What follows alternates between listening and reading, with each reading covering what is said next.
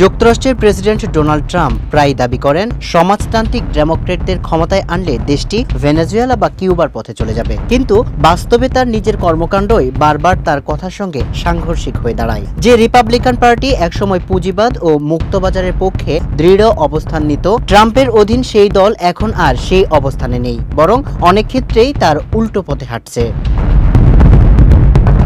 আমেরিকার ধাঁচের পুঁজিবাজারের সবচেয়ে বড় বৈশিষ্ট্য ছিল বেসরকারি মালিকানাধীন স্পষ্টতা ও স্বাধীনতা। এর বিপরীতে চীন বা রাশিয়ার মতো দেশের সরকার নানা জটিল ও দুর্নীতিগ্রস্ত ব্যবস্থার মাধ্যমে তথাকথিত বেসরকারি প্রতিষ্ঠানের ওপর নিয়ন্ত্রণ বজায় রাখে, যা শেষ পর্যন্ত রাজনৈতিক নেতাদের স্বার্থই রক্ষা করে।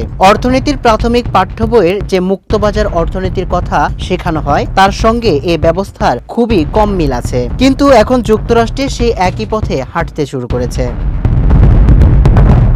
আমি দীর্ঘদিন ধরে আসছি, যুক্তরাষ্ট্রের অর্থনীতিতে কিছু ক্ষেত্রে সরকারি পদক্ষেপ প্রয়োজন আছে, বিশেষ করে শিল্পনীতি ও নিয়ন্ত্রণ ব্যবস্থায়। তবে এ হস্তক্ষেপ হতে হবে প্রাতিষ্ঠানিক, স্বচ্ছ ও নিরপেক্ষ প্রক্রিয়ার মাধ্যমে, যাতে রাজনৈতিক পক্ষপাতিত্বের কোনো সুযোগ না থাকে। কিন্তু রিপাবলিকান পার্টি ট্রাম্পের যে ধরনের দাদাগিরি নির্ভর পুঁজিবাদ সমর্থন করছে, তা কোনো নিয়মভিত্তিক বাজার অর্থনীতির সঙ্গে মেলে না।